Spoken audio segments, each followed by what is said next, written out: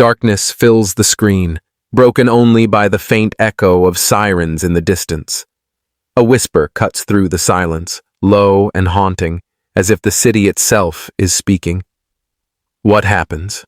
the voice asks, "when you sit face to face with Britain's most feared mobsters?" The men who once ruled entire neighborhoods, made millions from crime, and silenced their enemies not with words, but with fear.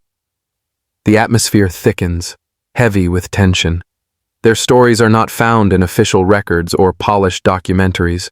They are carried in scars, in blood, and in secrets whispered late at night. Tonight, those voices step out of the shadows. They will speak of power, betrayal, and the price of life inside Britain's criminal underworld. These are not legends. They are living confessions. Every word carries weight. Every pause hides a memory too dangerous to speak aloud. This is not history. This is the underworld, alive and unfiltered. And once you enter, there is no turning back. The United Kingdom has long been celebrated for its pageantry, its heritage, and its unshakable image of order and tradition. Tourists marvel at the Tower of London. Guards stand stoic at Buckingham Palace, and the world sees a nation built on discipline and honor. But behind that polished facade, hidden in alleyways, smoky pubs, and forgotten estates, exists another Britain, one far removed from the politeness the country is known for. This Britain is not ruled by queens or parliaments, but by fear, violence, and the relentless hunger for power. It is the kingdom of the mobsters. From the cobbled streets of London's East End to the industrial backstreets of Manchester, generations of criminal families carved out empires built on intimidation, bloodshed, and cash. Drugs, racketeering, robbery, and contract killings became the currency of survival. Their names weren't printed on the front pages unless it was for murder. Their faces rarely seen, their reputations carried by whispers. They lived in shadows, but cast fear across entire communities. Tonight, for the first time, we bring their world into the open. Through raw, unfiltered interviews with the very men who once controlled these streets, we pull back the curtain on a society within a society. These are men who once held power with a clenched fist and a cold stare, men who decided who lived, who paid, and who disappeared. Some will tell you they were simply businessmen, providing what the public demanded. Others will confess to being predators, thriving on fear and violence. But whether they defend their choices or regret them, one truth echoes through every story. The underworld is more than crime. It is a culture, a code of silence, and a curse that follows those who enter it for life. Britain, in the aftermath of World War II, was a nation struggling to rebuild. The bombs had left entire neighborhoods in rubble. Food was rationed, and working-class families in places like London's East End and Manchester were scraping together pennies just to survive. But where poverty and scarcity existed, opportunity for the ruthless soon followed. In those broken streets, a new kind of power began to rise, not through politics or business, but through fear. This was the beginning of the British mob. In the East End, young men who had grown up surrounded by chaos realized there was profit to be made in desperation. Black markets thrived as stolen goods, cigarettes, and rationed food moved in the shadows. Protection rackets became common, with small shop owners forced to pay a weekly fee to keep their windows intact. The police, underfunded and overwhelmed, often turned a blind eye. Fear, not the law, became the true authority. An aging mobster interviewed decades later put it simply, fear was the best currency. If people feared you, you didn't need to chase money. It came to you. That fear, carefully cultivated, laid the foundation for empires. Boys barely out of school were recruited into street gangs. They ran errands, collected debts, and proved themselves in brutal fistfights. Violence wasn't just survival, it was a career path. By the late 1940s and 1950s, the mobs were no longer small-time thugs. They organized into firms, structured like businesses with clear hierarchies. At the top sat the enforcers, the leaders who carried themselves with a mix of charm and menace. They drove flashy cars, wore sharp suits, and became neighborhood legends, feared by many, admired by some. The working-class communities they came from often saw them as protectors, men who looked after their own when the government didn't. But protection always came at a price. The rise of these mobs was also fueled by Britain's shifting culture. As the economy slowly improved, nightlife began to flourish. Clubs, pubs, and gambling dens became hotspots for both fun and profit. The mobs controlled the doors, the drinks, and the bets. If you wanted to party in post-war London, chances were you were putting money straight into a gangster's pocket. And if trouble broke out, the mob's word carried more weight than any bouncer or policeman. One mobster, recalling his youth, laughed when asked how he first entered the life. It wasn't like applying for a job. You didn't send a letter. You fought. You hustled. And someone noticed you had guts. That's how you got in. And once you were in, you didn't walk away. But with growth came blood. Rivalries between gangs flared as each sought control over territory. Turf wars became part of daily life, with knives and fists in alleyways escalating into shootings and bombings. The newspapers sensationalized the violence, branding these figures as gangland bosses. To the public, they were monsters. To their neighborhoods, they were a necessary evil. By the time Britain entered the swinging 60s, the mob was no longer a handful of desperate men scrapping for survival. It had evolved into an organized network, a shadow economy that stretched across cities. What had begun with stolen bread and cigarettes had turned into an empire, and the men who built it were no longer satisfied with scraps. They wanted more money, more power, and more control. The rise of the mob was not just about crime. It was about filling a void in a country rebuilding itself. Where the government was slow, the mob was quick. Where poverty ruled, the mob offered riches. And for many, the choice between starving honestly or thriving in the shadows was no choice at all. The stage was set. Britain's underworld was no longer hiding. It was ready to dominate. If the early years of Britain's underworld were about survival and opportunity, the decades that followed were about power. The small-time hustlers of the post-war years had grown into organized firms, and with organization came a hunger for control.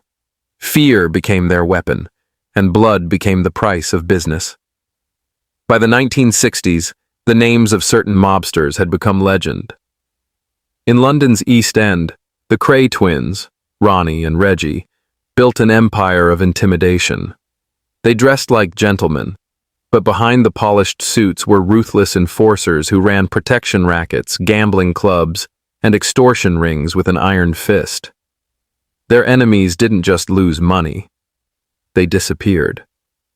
Across town, the Richardson gang, known for their sadistic torture methods, struck fear into anyone foolish enough to cross them. Britain's tabloids fed the frenzy, splashing headlines of gangland bosses and underworld kings, cementing these figures as dark celebrities. An old mob associate recalls the atmosphere. You couldn't walk into a club in London without knowing who ran it. If you stepped on the wrong man's toes, you were done. Everyone paid someone.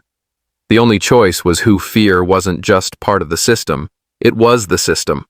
Rivalries between gangs escalated into brutal wars. Alleyways became battlefields and streets ran red with the cost of betrayal. Guns were rare at first. Knives, hammers, and fists were the tools of punishment. But as the years went on, firearms entered the scene, and with them, the stakes rose higher. No longer were these disputes confined to quiet corners. Suddenly, daylight shootings and public executions became a way to send messages. Violence wasn't hidden. It was showcased. For those inside the life, loyalty was everything. A man who betrayed his firm wasn't just punished. He was made an example. Bodies would turn up in rivers or vanish completely, their fate whispered about but never proven. A mobster, interviewed years later, described it with chilling calm. "We didn't just kill you. We erased you. That was the point. To show everyone else what happens when you forget where your loyalty lies." Fear extended beyond rival gangs. Shopkeepers, nightclub owners, even wealthy businessmen knew better than to resist. To stand against the mob was to invite ruin, or worse. Many paid not because they wanted to, but because they had no choice. In communities where the police had little influence, the mob became both the predator and the protector. For some locals, the gangsters were seen as Robin Hood figures, men who provided money and protection where the system had failed. But that generosity came with strings attached, and once tied, few ever escaped. Violence also bred paranoia. Leaders trusted no one, not even their closest associates. Friends turned on friends, brothers on brothers, as power struggles ripped through gangs. The line between ally and enemy blurred, and betrayal often came from within. Yet despite the bloodshed, or perhaps because of it, the mob's reputation only grew stronger. The more brutal the punishment, the more untouchable the leaders became. The streets belonged to them, and even the police, though they pursued gangland crime with intensity, often found themselves one step behind. Corruption whispered through the force itself, bribes slipped to officers, tips exchanged for envelopes of cash, favors traded in silence. The underworld thrived because fear worked. Violence wasn't reckless, it was calculated, a language everyone understood. Power wasn't measured in money alone, but in how many people stepped aside when you walked into a room. By the end of this era, Britain's mobsters weren't just criminals, they were icons of fear. Their names carried weight far beyond their neighborhoods, their reputations spreading across the country. And as their power grew, so did their greed. The small protection rackets and street fights of the past gave way to something far bigger, empires built on smuggling, drugs, and corruption. The blood spilled on the streets had only paved the way for the next evolution of the mob. The message was clear. In the world of Britain's gangland, respect was earned through fear, and fear was written in blood. By the late 1970s and into the 1980s, Britain's underworld began to transform. The days of pub brawls and bloody street wars hadn't vanished, but violence alone could no longer sustain the empire. Money, real money, was the new prize. The mob had learned that power wasn't just about fear. It was about wealth, influence, and the ability to turn dirty cash into clean fortunes. It started with nightclubs and pubs. These places weren't just hangouts. They were gold mines. Mobsters took control of the doors, skimmed profits from the tills, and used the venues to launder cash. A gangster once admitted in an interview, "Every pint of beer poured was ours. Every note that crossed that counter was washed clean by the time it hit the bank." Nightclubs became their offices, blending glamour and menace. Behind the music and flashing lights, deals were struck that would shape the underworld for decades. But it was drugs that truly changed the game. Cocaine, heroin, and later ecstasy flooded Britain's streets, and the profits dwarfed anything gangs had ever seen before. Street-level thugs became millionaires overnight, and small firms evolved into international syndicates. Ships, planes, and hidden compartments in trucks carried narcotics from Europe, South America, and Asia straight into British ports. By the time the drugs hit the streets, their value had multiplied 100-fold. One mobster, reflecting years later, described it bluntly. "You could make in a week what protection rackets made in a year." Once drugs came in, no one wanted the old game anymore. It was about scale, about empire. With that empire came sophistication. Accounts were laundered through offshore companies, fake businesses, and even charities. Shell corporations appeared overnight, washing millions as if they were legitimate profits. Some mobsters invested in construction firms, car dealerships, or property, blending their criminal fortunes with the booming real estate market. In a matter of years, the same men who once extorted shopkeepers were suddenly property tycoons, rubbing shoulders with businessmen and politicians who had no idea, or pretended not to, where the money came from. But as wealth grew, so did corruption. Bribes flowed to bent police officers, customs officials, and even local politicians. Everyone had a price, and the mob had the cash to pay it. This allowed shipments to move unchecked, clubs to stay open, and criminal operations to flourish with little interference. The line between the criminal underworld and the so-called respectable world blurred. Of course, greed also bred competition. Turf wars erupted not just over streets, but over smuggling routes, ports, and international suppliers. The violence hadn't disappeared. It had simply been redirected. Murders were no longer just about revenge or betrayal. They were about business, about securing multi-million-pound markets. And when bodies fell, they were seen not as tragedies, but as calculated expenses in the cost of doing business. Despite the blood and the danger, many mobsters began to see themselves not as gangsters, but as entrepreneurs. They dressed like businessmen, drove luxury cars, and lived in lavish estates. They were still feared, but also envied. Their children went to private schools, their wives wore diamonds, and their names began to appear in society circles, though always with whispered rumors about where the money had come from. The underworld had evolved. No longer was it just about fists, knives, and backroom deals. It was about networks, supply chains, and international finance. Britain's mobsters had become businessmen of the shadows, their fortunes rivaling those of legitimate tycoons. The irony was unmistakable. While the government fought organized crime with new laws and tougher policing, many gangsters had already moved beyond the reach of the streets. They weren't just surviving anymore. They were thriving. The mob had learned the oldest lesson of power. Money buys silence. Money buys loyalty, and money buys freedom. And for a time, it seemed that no one, not the police, not the government, not even rival gangs, could touch them. But behind the wealth and success, cracks were already forming. Because in the world of crime, nothing built on blood and betrayal stays standing forever. For most people, prison is the end of the road. It's where crime finally catches up with you, where freedom is stripped away and the system has the last word.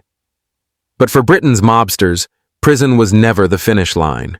It was just another office, another headquarters. Brick walls and steel bars couldn't stop the business of crime.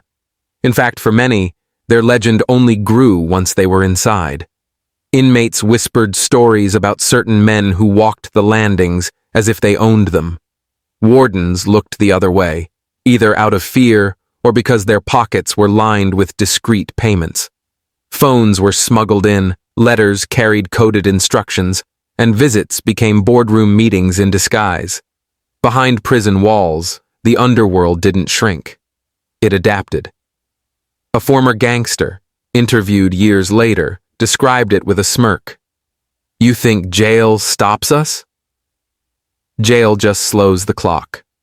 Business carries on. Orders go out. Debts get collected.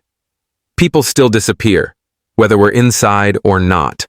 Some of the most notorious deals in Britain's underworld were orchestrated from cells.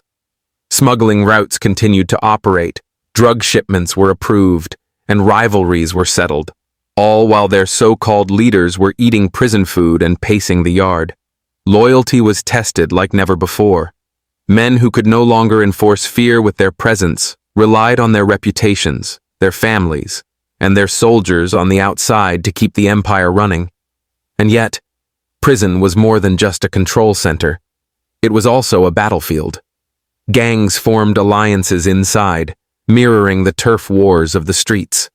Drugs flowed through the cells, with corrupt guards ensuring that everything from heroin to mobile phones made its way past security. Violence was constant. Shanks, makeshift weapons, and brutal ambushes decided power struggles. The strong ruled the wings, The weak lived in constant fear. But the iron bars also brought moments of clarity. Some mobsters spoke about how prison stripped them of illusions, forcing them to confront what they had lost, families broken, children growing up without fathers, years stolen by the system. In interviews, older gangsters often admitted that their toughest battles weren't with rivals, but with their own minds in the silence of the night. Still, many refused to show weakness. One ex-mobster recalled, "You couldn't let them see you break. Not other inmates, not the screws, no one. Even in chains, you had to walk like you were free." That image of control, even when trapped, was essential, because in the underworld, perception was everything. If the outside world believed you were weak, your empire crumbled. Even high-security prisons couldn't contain ambition. Some gangsters turned incarceration into a twisted badge of honor. Doing time meant you were real, that you had paid your dues. Younger recruits respected it. On the outside, their names carried even more weight because of their prison years. Instead of destroying the mob, prison sometimes strengthened its mythology. Yet, beneath the surface, cracks always appeared. Betrayals were common. Some gangsters turned informant, cutting deals to reduce their sentences. Others lost control of their organizations, watching from behind bars as rivals swallowed their territory and fortune. For every mobster who ruled the prison wings, another faded into irrelevance, forgotten by both allies and enemies. The truth was clear.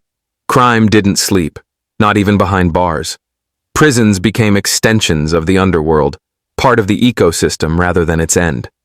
But the cost was high, years wasted, families fractured, and for some, death inside the walls, stabbed in showers, beaten in corridors, or poisoned slowly by despair. Behind the bars of Britain's toughest prisons, the mob proved again and again that it could survive anywhere. The empire never truly stopped. It just shifted shape. And as long as there were men willing to kill, smuggle, and command from the shadows, the underworld's grip stretched even through the steel doors of the state. For the young, the mob offered glamour. Fast cars, easy money, respect earned in a single glance. But for the old, those who survived long enough to look back, the story was never so simple. Behind the sharp suits and whispered reputations lay a trail of broken lives, fractured families, and regrets too heavy to bury. The underworld was not a life. It was a sentence, one that never truly ended. In exclusive interviews, many of Britain's former gangsters spoke with a mix of pride and pain. Some still carried the swagger, insisting they had no regrets. "I did what I had to do," one man said, his voice steady but his eyes tired. "I fed my family. I built something from nothing. Was it legal? Number. But tell me what's legal when you grow up with nothing." Others, however, spoke with haunting honesty.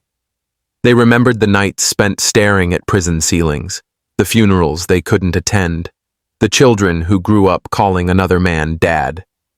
One mobster confessed, "You think you're the king of the world. Then you get out of jail, and your daughter won't even look at you.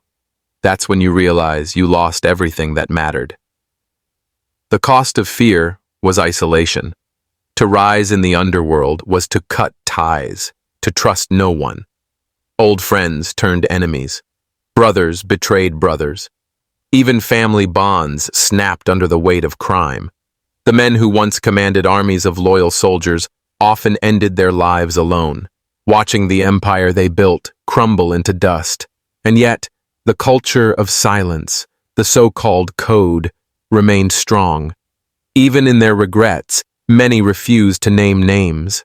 They spoke around the truth, hinting at crimes that would never be confessed. The code was more than loyalty. It was survival, a final chain binding them to the life they once lived. Some found redemption in unexpected places. A few turned to religion, others to charity, speaking in schools to warn the next generation about the dangers of gang life. But even then, shadows lingered. No matter how far they ran from their pasts, the label of gangster never disappeared.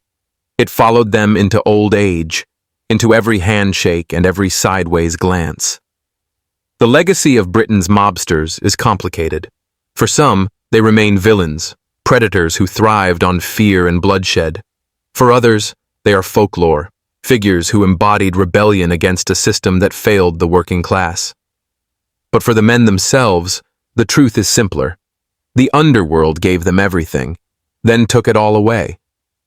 As one retired enforcer whispered near the end of his interview, people think it's about money, power, respect. But in the end, it's about loss. You lose your freedom. You lose your family. You lose yourself. The streets don't remember you. They replace you. The mob promised glory, but its gift was a curse. And even those who walked away never truly escaped. Their names, their choices, their sins. They linger in the shadows, etched into the history of Britain's criminal underworld. Because the underworld does not forgive. It does not forget. It only waits for the next man willing to trade his soul for the illusion of power.